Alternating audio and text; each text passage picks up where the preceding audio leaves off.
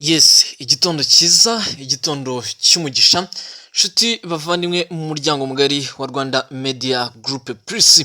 Turabasuhuje, turabaramukije, mwaramutse mute? Impande n'impande aho muri hagiye hatandukanye.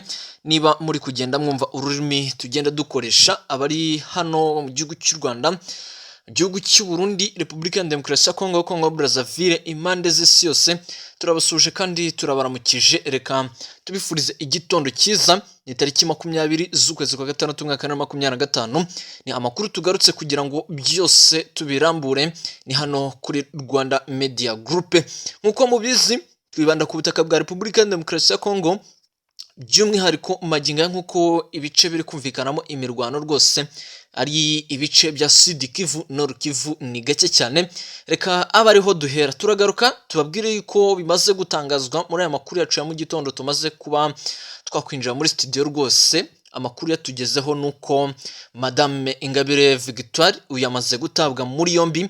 RIB, rwego rw'igihugu rw'ubugenzacyaha RIB, rwatangaje ko yatawe muri yombi. Uwo ni Ingabire Victoire Umuhoza, nyuma y'uko urukiko rukuru rusabye ko akorwaho iperereza ku byaha birimo kurema umutwe w'abagizi ba nabi. Iyo nkuru turayigarukaho, ni inkuru yamaze kuba trend cyangwa se yamamaye cyane mu gihugu cy'u Rwanda. Aho turahava duhite tubabwira ibiri kubera muri ingoro cyangwa se mu butegetsi bukuru bw'igihugu cya Repubulika ya Demokarasi ya Kongo. Ni Constantin Mutamba uri gushinjwa byinshi, ndetse ifungwa rye rikaba riri kunugwanugwa nyuma yaho amaze iminsi yeguye ku nshingano ze. Hari ibyo yatangaje, ni amagambo akomeye yatangaje rwose, nibyo tuje kugira ngo tugende tubigarukaho tano kwa tano. Ni kuri Rwanda Media Group Plus, mbahaye ikaze. Ni amakuru yacu y'igitondo ngira ngo turamukane rwose tuzi uko hirya no hino byifashe, ubundi mukomeze kujya mu mirimo yanyu ari amahoro. Amakuru nayo ariko agenda abageraho gatanu kuri gatanu. Ramforo nyinshi za M23 mu gace ka Nyantende zafashwe. Ayo n'andi makuru kandi ndetse rwose bamwe mu barwanyi ba M23 ibiri kubera Nyantende nibyo tuje kugira ngo tugarukeho gatanu kuri gatanu. Mbahaye ikaze. Ni igitondo misemo yuko magingaya duhera muri Sud Kivu tugaruke ku bijyanye n'urugamba. Ni amakuru ari kugenda tugeraho, natwe nkuko twabyemeje tukavuga tuti tugende tubitomora, tugende tubigarukaho ingingo ku yindi. Amakuru yangezeho ku mugoroba watambutse yuko ibice bigiye bitandukanye M23 ngo yahakoreye ramforo. Ni ramforo y'amajipe abiri, ubwo yafatwaga nk'ambushi n'ahandi ni muri Bukavu. Ni ambushi yafashwe n'ingabo z'u Burundi FDNB, cyangwa se ni ambushi ngo yateguwe na FDNB ku bufatanye bwa VDP Wazalendo, dore yuko iyi ngiyi ikomeje kugenda yumvikana yuko ariyo n'ubundi ihagaze mu bice byinshi bigiye bitandukanye. Agace ka Panzi, Nyantende, Nyangezi, ihaho hose ni ahantu M23 izi ramforo zari zije kugira ngo zongere ziteguremo imirwano, dore yuko ari uduce twigarure bijyanye n'imisi itarenze 3, kandi umunsi ujyana no kuba hari agace kamaze kuba tombe ku ruhande rwa FDNB, FARDC ndetse na Wazalendo. Ni amakuru ari kugenda tugeraho yuko Sud Kivu Wazalendo ku mugaragaro yamaze kwigarura Katana, ndetse nta mirwano iri kugenda yumvikanamo. Icyo cyo cyarakemutse ngo Bukatana ni nka Uvira, na bitekerezo bya M23 byo kongera gushorayo imbunda yabo ngo hagire gukozanyaho na guke kumvikana. Utundi duce byeruye ku mugaragaro M23 yamaze kuba yahatwamo rwose umututu. Ni mu duce nka Mumosho, Toyota na Kasihe. Aho ngaho ni M23 ikomeje kugenda ihumvikana, ariko ngo ibyamaze kubera muri kano gace ka Toyota, nituvuga Toyota nimwumva ikinyabiziga ahubwo ni agace kari hano muri Sud Kivu, nuko ngo imirwano yabereyemo benshi mu basirikare ba M23 rwose bahasize ubuzima. Gihamya ni amashusho yangezeho, ndetse ndavuga ni koko ibi mu bigaragara ni abarwanyi b'uyu mutwe, nuko ari abasirikare bashyika rwose kuri 18 bagaragaye, ubwo ari amashusho wabonaga yuko bari ahantu mu mibyare cyangwa se insina, ibyo muzi yuko byeraho igitoki.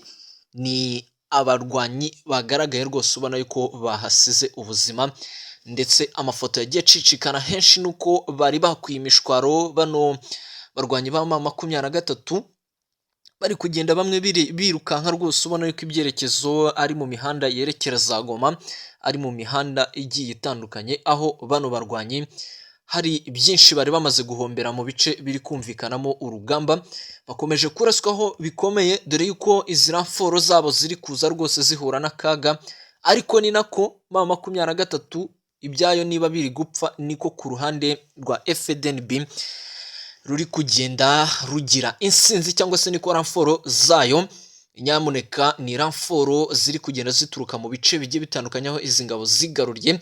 Wazalendo rero nyuma yaho iri kubona ko M23 iri gutitizwa bikomeye cyane, imbunda zabo zamaze kwerekezwa hasi, iminwa yabo zo iri kureba hasi, Wazalendo yatanze amasaha 72 kuri M23, icyo ni igihe gihwanye n'iminsi 2. Ni itangazo nanyujijemo imboni zanjye, amaso yanjye, mbona yuko mu mujyi wa Bukavu M23 yamaze guhabwa amasaha 72.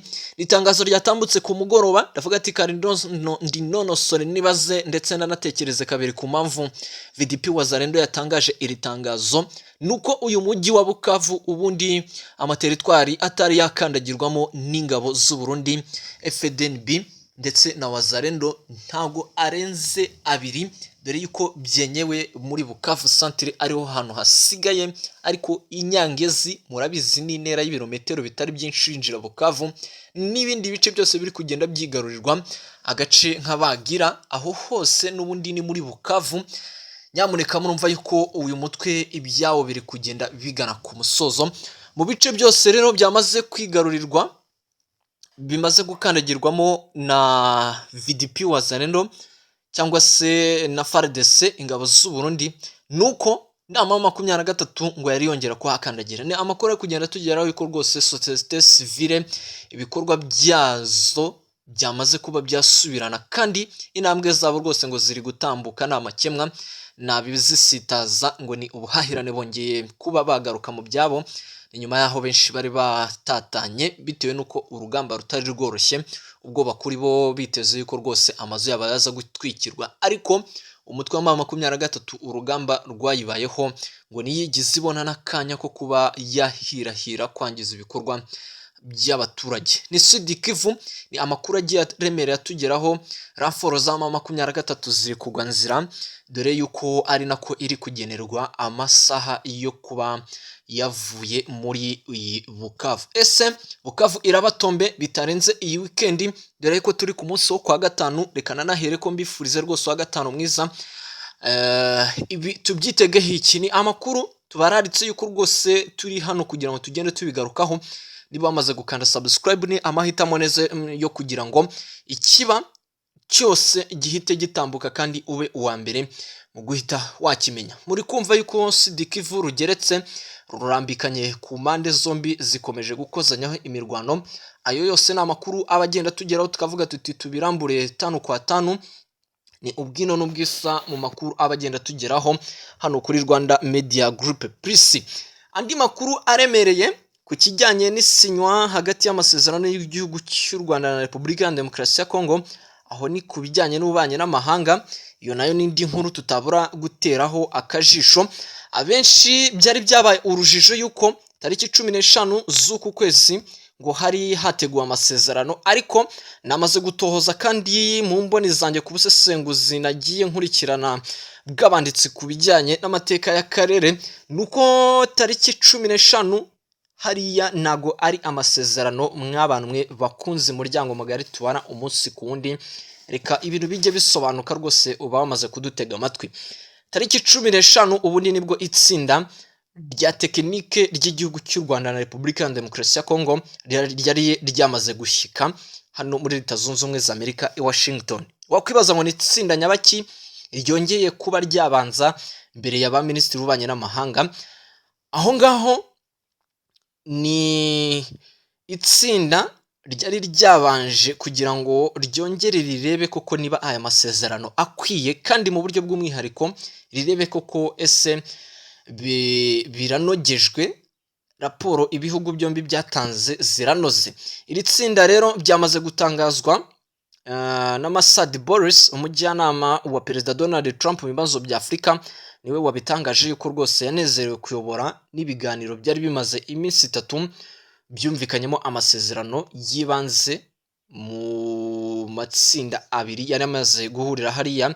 Anahita atangaza rero yuko mu cyumweru gitaha aribwo azakira ba minisitiri w'ububanyi n'amahanga hagati y'igihugu cy'u Rwanda na RDC. Abangaba ni bazakira ubwo bazaba bari muri White House.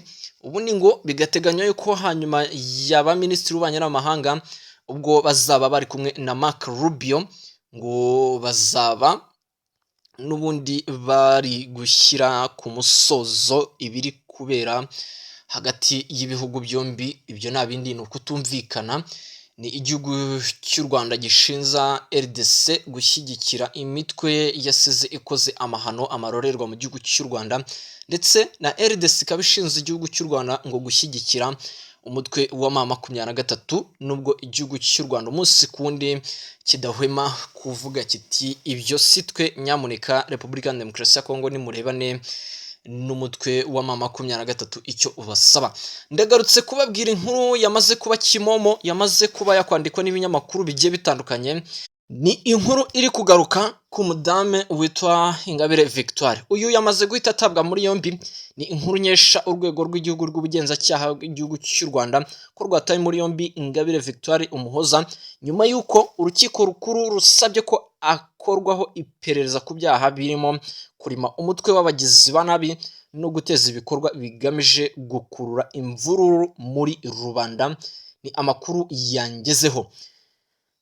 Ni inkuru yasakaye ku munsi w'ejo yuko uyu mudame yari atumijweho n'urukiko ndetse ayitaba, hanyuma haza kuvamo umwanzuro ko urukiko rusaba ko akurikiranwa. Mu butumwa rero rwanyujijwe kuri RIB ni tariki 19 ku munsi w'ejo, ibisabwa ni n'ubushinjacyaha mu rwego rwo gushyigikira mu bikorwa by'icyemezo cy'urukiko rukuru mu rubanza ruregwamo Sibomana Sylvia na bagenzi be kugira ngo ashyikirizwe urukiko. Yakomeje agira ati Ingabire Victoire Umuhoza arakurikiranwaho hamwe na bagenzi be ibyaha birimo kurema umutwe w'abagizi ba nabi no gutera ibikorwa bigamije gukurura imvururu. Iki cyemezo rero cyo gukurikirana uyu Ingabire Victoire cyafashwe nyuma y'uko yaho urukiko rutanyuzwe n'ibisobanuro Ingabire yatanze ku ruhare avugwaho mu guhugurwa yahawe n'abahoze ari abanyamuryango ba Dalfa umurinzi ubwo yari yatumijwe muri uru rubanza ngo agire ibyo asobanura. Urukiko ntibyarunogeye ndetse rwemeza yuko akurikiranwa nk'uko rero urukiko rwabisabye. Iperereza ryamaze kuba ngo ryahita ritangirwa gukorwa mu byumweru 2 ngo riraba rirangiye ubundi ashyikirizwe urukiko. Ni Madame Ingabire Victoire. Ni amakuru agenda tugeraho natwe tukavuga tuti nkuko mwamaze guhitamo Rwanda Media Group Plus, natwe reka tube tugenda tubaha ukuri ubwino n'ubwesa. Imbere muri Nord Kivu aho ngaho ho uko bimeze ni akandare M23 mu bice bigiye bitandukanye rwose ngo abaturage bari kuyibona bagahunga. Ntituzi uko situation imeze, ariko kandi mbibutse yuko inama iri gutegurwa 27 z'ukwezi kwa gatandatu i Washington nibwo na Madame Bintou Keita azaba ayatanze raporo y'umujyi wa Goma muri MONUSCO. Ibi bintu mubihuze mumbwire nibe uyu mutwe wa M23 hari iminsi ufite ku butaka bwa Repubulika ya Demokarasi ya Kongo.